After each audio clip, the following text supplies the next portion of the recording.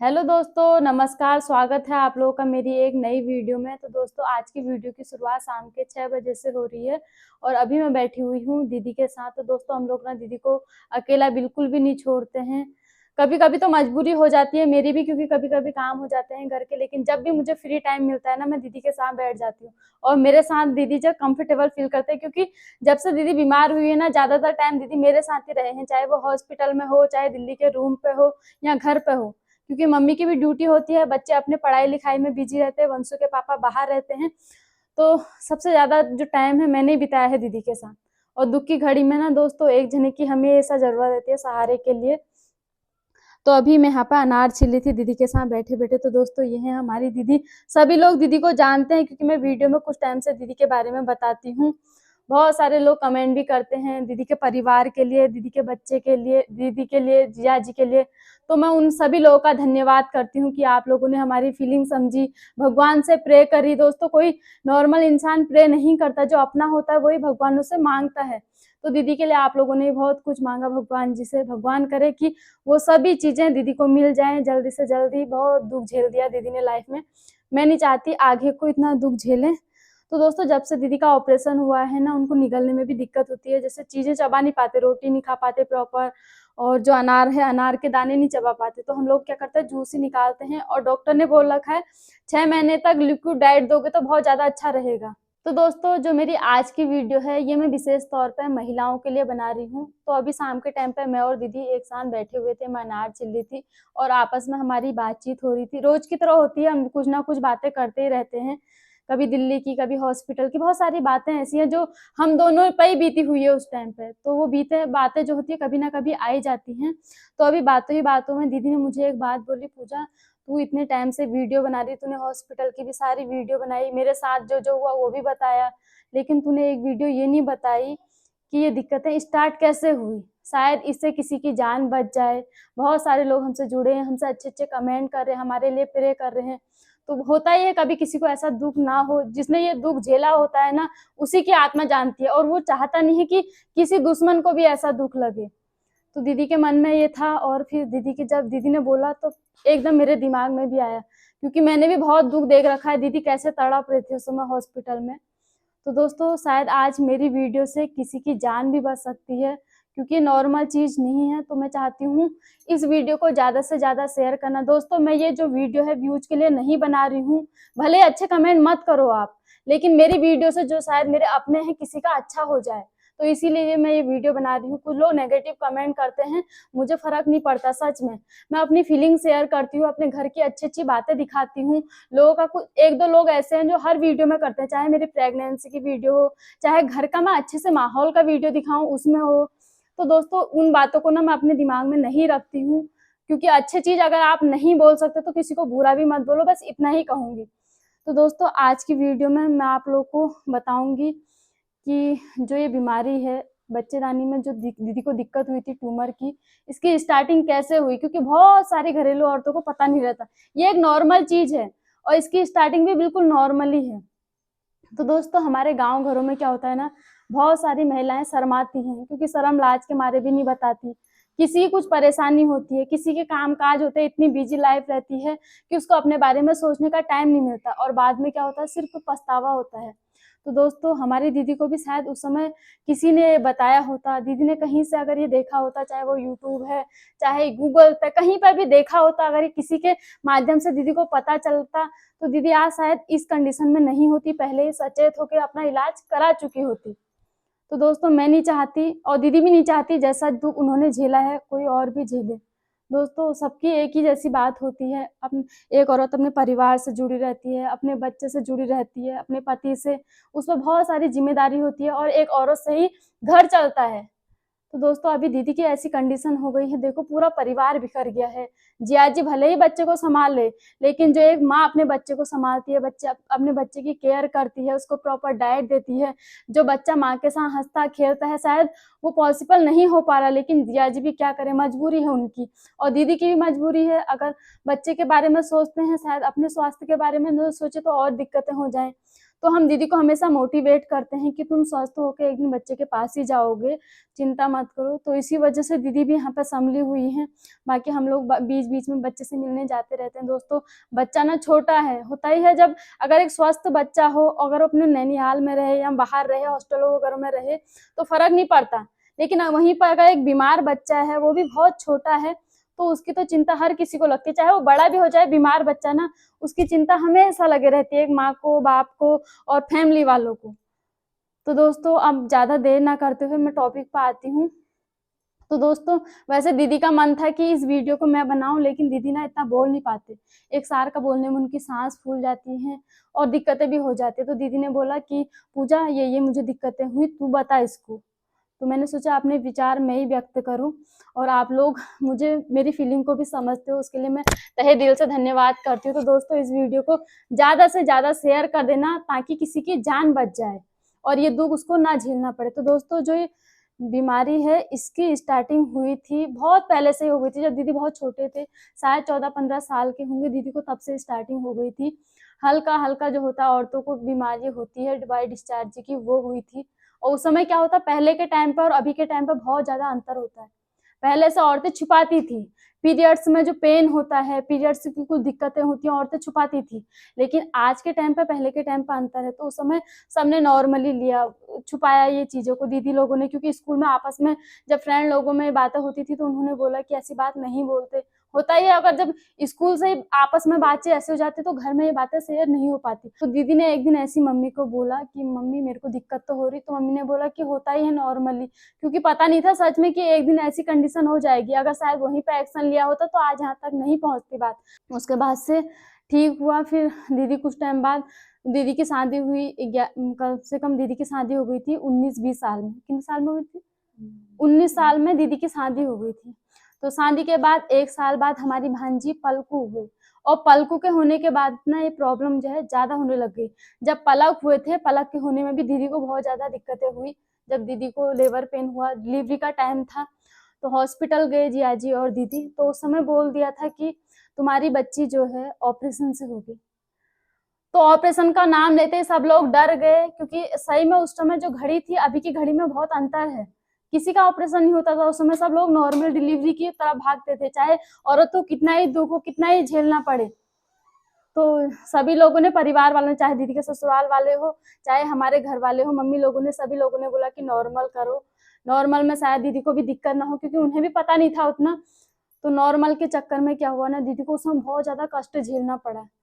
और डिलीवरी के बाद जैसे तैसे बच्ची तो हो गई, खींचा खतानी करके, उसमें बहुत सारी दिक्कतें हुई। तो डिलीवरी के बाद दीदी को बहुत ज्यादा दिक्कतें स्टार्ट होनी हो गई शुरू।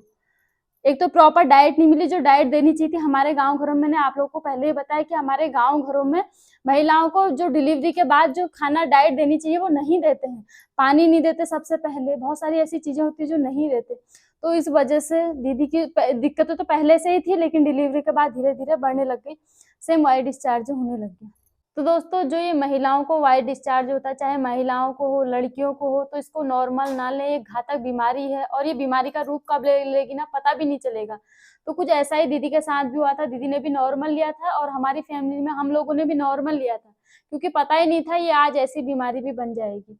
तो उसके बाद से क्या हुआ, दीदी दिल्ली पर गए। जियाजी दिल्ली जॉब करते थे, तो दीदी भी दिल्ली में रहने गए जियाजी के साथ। वहां पर ट्रीटमेंट कराया अपना हॉस्पिटलों में, तो उस भी दवाइयां खाई, उतने टाइम सही रहा। फिर दिक्कतें होने लग गई, तो ऐसी नॉर्मली समझा। दीदी लोगों ने भी, जियाजी लोगों ने, सभी लोगों ने नॉर्मल लिया। और दीदी ने ये बात फिर बताई भी नहीं घर पे, किसी को नहीं। अपना ट्रीटमेंट करते थे छोटा मोटा, फिर किसी को बताते थे नहीं। तो उसके बाद से कोरोना काल आया, दीदी घर पे आए, जियाजी की भी जॉब छूट गई। और उस बीच हमारा भांजा कानू होने वाला हुआ। तो उस टाइम पर दीदी को प्रॉब्लम बढ़ गई थी बहुत ज्यादा, क्योंकि शुरू में क्या हुआ, जब कंसीव हुआ, तो हल्का हल्का वाई डिस्चार्ज दीदी को स्टार्ट हो गया। उसके बाद से 6 महीने में ब्लीडिंग स्टार्ट हो गई। ब्लीडिंग के बाद जब हॉस्पिटल गए, तो डॉक्टर लोगों ने बोला कि अब आपको प्रॉपर रेस्ट करना है। तो उस भी दीदी रेस्ट पर रहे। डिलीवरी भी हो गई जैसे तैसे, भगवान जी की कृपा से। कोरोना काल था, हो गया बच्चा। बच्चे के होने के बाद जो बच्चेदानी होती है, वो खिसक गई थी, और बच्चेदानी खिसकी थी, जो शुरू की बीमारी थी उसी वजह से। तो उसके बाद से अगर दीदी का इलाज हो जाना चाहिए था, बच्चेदानी उसी समय निकल जानी चाहिए थी, लेकिन बच्चेदानी नहीं निकली। कोरोना काल था, डॉक्टर सब लोग डर रहे थे, तो दीदी ने नॉर्मल समझा, बच्चे के पीछे लग गए और उस बीच बच्चा भी बीमार हो गया क्योंकि बच्चेदानी पहले से ही सही नहीं थी, दिक्कतें पहले से ही स्टार्ट हो रही थी। तो उस बीच दीदी को बहुत सारी दिक्कतें होती थी। दीदी हॉस्पिटलों के चक्कर लगाते थे बच्चे की वजह से, कभी बरेली, कभी हल्द्वानी, कभी दिल्ली। तो उस बीच हॉस्पिटलों में भी हुआ दीदी को ये सारी प्रॉब्लम, लेकिन दीदी ने किसी को नहीं बताई क्योंकि सभी का ध्यान बच्चे पे था और बच्चे को बहुत ज्यादा क्रिटिकल प्रॉब्लम थी, नॉर्मल भी नहीं था, बच्चा प्रॉब्लम से घिरा हुआ था। तो बच्चे की जान बचानी हुई थी जैसे तैसे। उसके बाद से क्या हुआ, जब दिक्कतें बढ़ने लग गई तो हम लोगों ने बोला कि दीदी से तुम यहाँ पे आ जाओ, घर पे हम लोग केयर करेंगे, बच्चे की भी तुम्हारी भी, जो भी होगा हमसे हम करेंगे, क्योंकि घर पे कोई नहीं था। जिया जी भी नॉर्मली कितना करते, बच्चे को देखते या दीदी को देखते। दीदी का जो है सिजेरियन हुआ था, वैसे तो रेस्ट की जरूरत थी, लेकिन दीदी की जब डिलीवरी हुई, डिलीवरी के बाद नामकरण के बाद ही दीदी ने घर के काम स्टार्ट कर दिए। मेरा भी बच्चा था छोटा वंशु, और वहां गोलापार जाने वाला दीदी के ससुराल में कोई नहीं था, तो दीदी ने झाड़ू पोछा, नीचे उठना बैठना, जो 6 महीने था ऑपरेशन के बाद काम नहीं करते, वो दीदी ने नामकरण के बाद ही स्टार्ट कर दिया। भारी बाल्टी उठाना, बच्चे को नहलाना मम्मी की ड्यूटी थी। मेरा छोटा बच्चा था, कोई था नहीं करने वाला। तो दोस्तों, एक मैं आप लोगों को ये भी सलाह दूंगी, जिनका सिजेरियन होता है, अगर डॉक्टर उनको 6 महीने तक प्रॉपर रेस्ट के लिए बोलता है तो उन्हें रेस्ट करना चाहिए। दोस्तों, काम जिंदगी भर का, अगर एक बार जिंदगी से दुख झेलना पड़ गया ना, तो हमेशा जिंदगी के लिए समझो दुख का ही कारण बनेगा जिंदगी पूरी। तो जो भी सिजेरियन के बाद डॉक्टर बोलते हैं उनको हमको अपनाना चाहिए रूल्स। मैंने भी वंशु के टाइम पे, जब वंशु हुआ था 6 महीने तक बहुत सारे काम नहीं किए थे क्योंकि मेरे साथ मम्मी थे घर पे, तो मम्मी ने संभाल लिया था, लेकिन दीदी के साथ कोई नहीं था, जिम्मेदारी थी, तो दीदी ने इस वजह से खाना पीना सब कुछ करा, झाड़ू पोछा, एक जो महिलाओं को करना पड़ता है घर के काम, वो सब करे। और शायद इस वजह से भी दिक्कतें बढ़ गई हूँ। तो उसके बाद से दीदी जब बच्चा 1 साल का हो गया था तो घर पे आए, और घर पे भी दीदी को ये प्रॉब्लम होती थी, बहुत प्रॉब्लम होती थी। दीदी ने हमको बताया नहीं। दीदी दिन में कपड़े बदलती थी 3-3 4-4 बार, अपने धोते रहती थी, नहाते रहती थी, ताकि किसी को पता ना चले। होता ही है जब दिक्कतें होती है दूसरे को ना पता चले करके हम लोग अपनी प्रॉब्लम छुपाते हैं, घरेलू औरतें। तो दीदी भी इसी वजह से अपनी साफ सफाई का ध्यान रखते थे और हम लोगों को भी पता ना चला। तो दोस्तों, उसके बाद से क्या हुआ, जब यहाँ से दीदी गए अपने घर को, तो वहां जाके प्रॉब्लम बढ़ गई। धीरे धीरे ब्लीडिंग स्टार्ट हो गई। जैसे दीदी के पीरियड्स आते थे वो रुकते ही नहीं थे, कंटिन्यू हो जाते थे, और दीदी ने इसको भी नॉर्मल लिया। पहले तो इतनी बड़ी प्रॉब्लम वो नॉर्मल ली और फिर ये भी नॉर्मल ली। इस बीच दीदी हम लोग को बताते थे, मम्मी को बताते थे, क्योंकि ज्यादातर बातें मम्मी से ही होती थी। मैं भी बिजी रहती हूँ घर के काम काजों में। सच में मैं नंदों से, अपनी जो मेरी नंदे हैं, मैं घर पे ही बात कर पाती हूँ उनसे, मेरी फोनों में बात नहीं होती है। घर पे आते हैं, मैं इज्जत भी करती हूँ, प्यार भी देती हूँ, लेकिन सच में फोन करने का मेरे को भी टाइम नहीं मिलता। बच्चे भी हैं, घर की जिम्मेदारी भी है, होता ही है, काम काज हो ही जाते हैं। तो दोस्तों, मम्मी से बात होती थी दीदी की। मम्मी ने बोला भी दीदी को, तू अपने को दिखा अच्छे हॉस्पिटल में, क्योंकि ये प्रॉब्लम ना बहुत सारी औरतों को होती है ब्लीडिंग की, और अगर इसका टाइम पे इलाज हो जाए ना तो वहीं पर खत्म भी हो जाती है। तो दोस्तों, दीदी ने इसको नॉर्मल लिया। दीदी ने, क्योंकि बच्चा बीमार था और बच्चा सोता था रात के 2 बजे, सुबह उठता था 12 बजे, 12-1 बजे, और उस बीच जो है 12-1 बजे सारे हॉस्पिटल बंद हो जाते हैं। तो दीदी ना हॉस्पिटलों के टाइम देखने लग गई कि शाम के टाइम कौन सा हॉस्पिटल खुला रहता है हल्द्वानी में, तो शाम को ज्यादा हॉस्पिटल बंद ही रहते थे। तो 2 महीने तक लगातार ब्लीडिंग हो गई और इसको नॉर्मली लिया। लेकिन उसके बाद से क्या हुआ, जब ज्यादा ब्लीडिंग होने लग गई, खाना पीना नहीं पच रहा था, शरीर में ताकत नहीं रही, तो बेहोशी का होना स्टार्ट हो गया। बेहोश हो जाते थे दीदी, जहां तहां पड़ जाते थे। इस बीच भी दीदी ने हमको नहीं बताया, शायद हमको तब बताया हो, वंशु के पापा तब एक्शन ले लेते, हल्द्वानी में ट्रीटमेंट हो जाता, तब भी नहीं बताया। लेकिन एक दिन जब जिया जी घर पे थे, ड्यूटी नहीं गए थे, तो जिया जी ने फोन किया। उन्होंने बोला रेखा टॉयलेट गई थी और वहीं पर बेहोश हो गई है।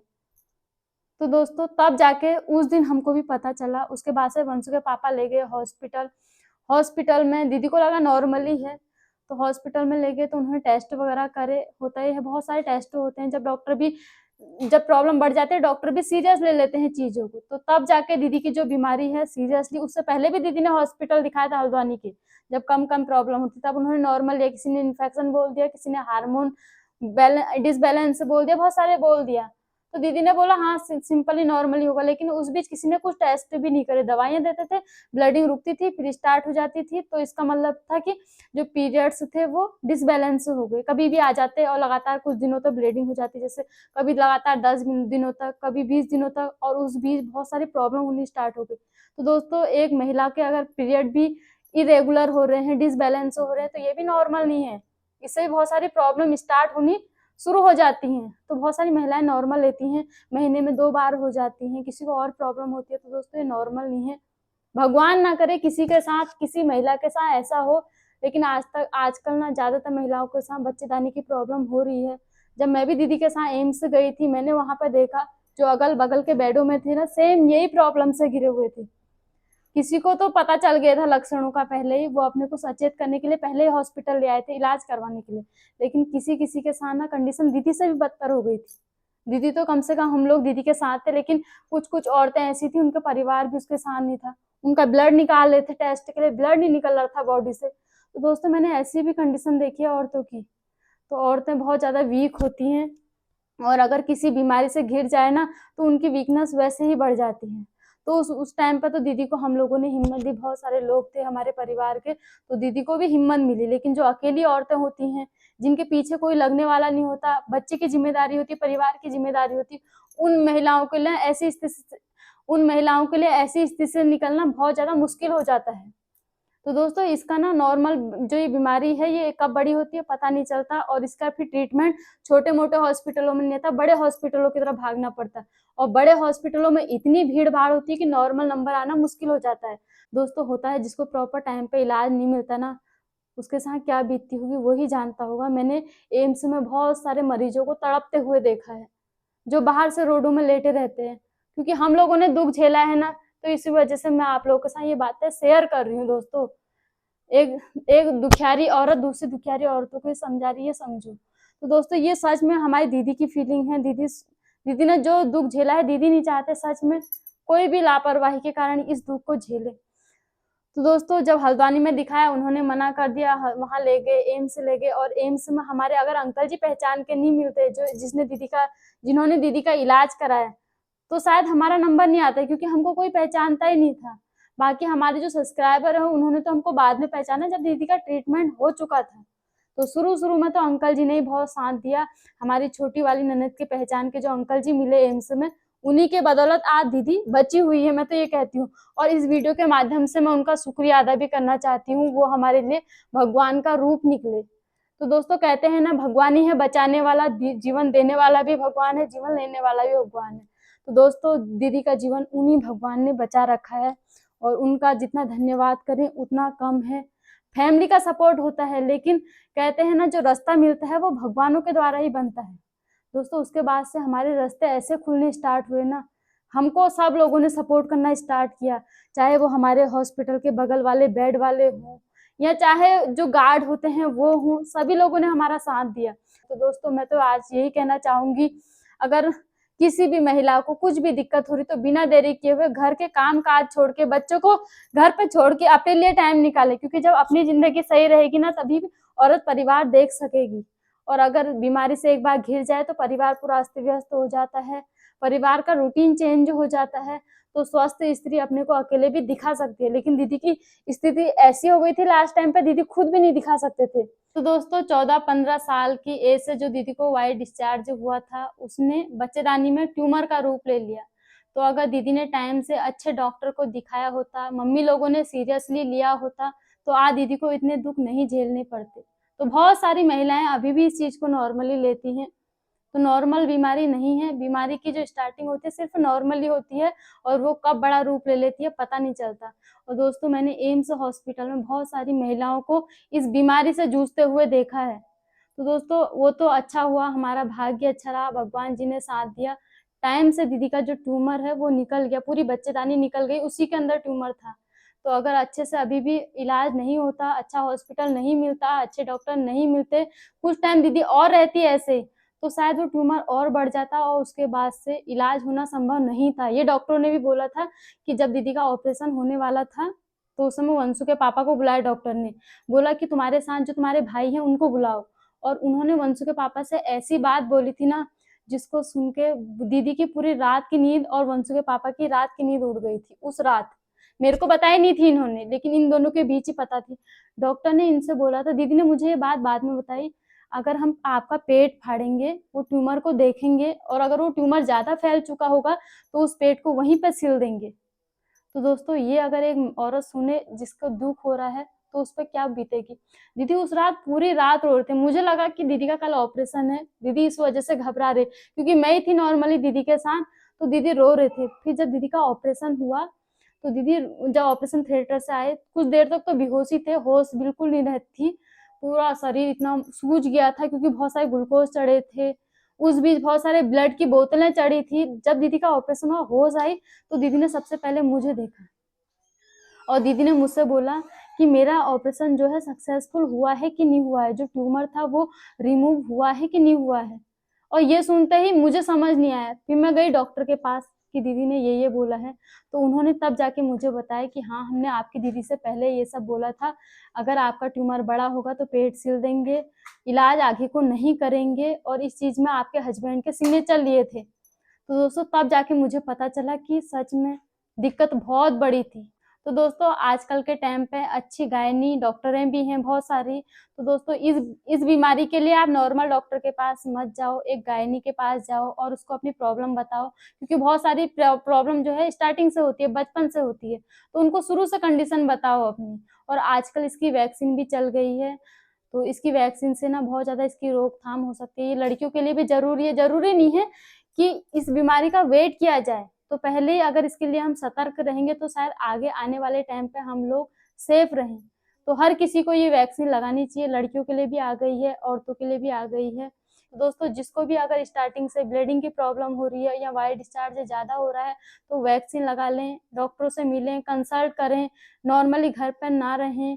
बहुत सारी औरतें छुपाती हैं, छुपाएं ना, ज्यादा से ज्यादा बताएं। जो भी मेरी वीडियो देख रहा है, अगर उसके अगल बगल किसी औरत को ऐसी प्रॉब्लम है तो प्लीज एक बार उससे बोलें कि डॉक्टर से जरूर कंसल्ट करें अपनी जिंदगी को बचाने के लिए, क्योंकि ये जो बीमारी है ना, ये जान भी ले सकती है, इतनी घातक बीमारी है। तो दोस्तों वैसे तो दीदी भी चाहते थे कि मैं भी बोलूं, लेकिन दीदी से ना बोला नहीं जा रहा है। और यही थी मेरी आज की वीडियो। तो दोस्तों किसी को अगर इस वीडियो से बुरा लग रहा होगा तो उसके लिए मैं माफी चाहती हूँ। मेरा इरादा किसी की गलत तो दोस्तों मेरा इरादा किसी की भावनाओं को ठेस पहुंचाना नहीं है। बहुत सारी औरतें मुझसे बोलती हैं, बहुत सारी नहीं, एक दो लोग बोलते हैं कि तुम नॉर्मली कुछ भी बोल देते हो, लेकिन दोस्तों जो मैं बोलती हूँ ना उसके पीछे कुछ ना कुछ रीजन रहता है। और ये जो वीडियो है इसके पीछे मैं किसी की जिंदगी बचाना चाहती हूँ। अगर कोई मेरी शायद बात को इसमें नॉर्मली ना लेके सीरियसली ले ले और उस महिला को ये प्रॉब्लम हो, डॉक्टर को दिखा ले, तो शायद वो आने वाले दुखों से बच सकती है। जैसे हमारी दीदी को दुख झेलना पड़ा उतना ना झेलना पड़े, क्योंकि दुख तो झेलना ही पड़ता है बीमारी में, लेकिन अगर वो नॉर्मली ठीक हो जाए वहीं पर ही तो उतना फर्क नहीं पड़ता। लेकिन आज देखो हमारी दीदी की कैसी कंडीशन हो गई है, इनका बच्चेदानी का ऑपरेशन भी हो गया है, बच्चेदानी भी निकल गई है, उसके बाद भी ये सही नहीं है। रूटीन चेकअप करना है, हर साल हर महीने एम्स जाना है 2 साल तक।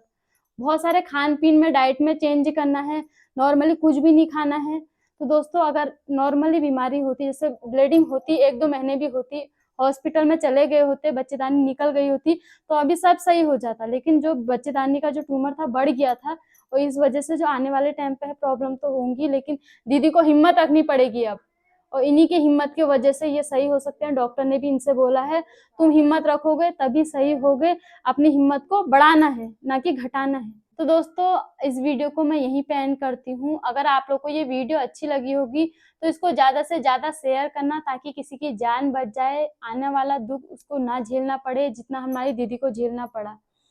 और अच्छे अच्छे कमेंट भी करना जिसको ये वीडियो पसंद आई होगी। फिर मिलती हूँ आप लोगों को नेक्स्ट वीडियो में, तब तक के लिए बाय। जय देवभूमि उत्तराखंड।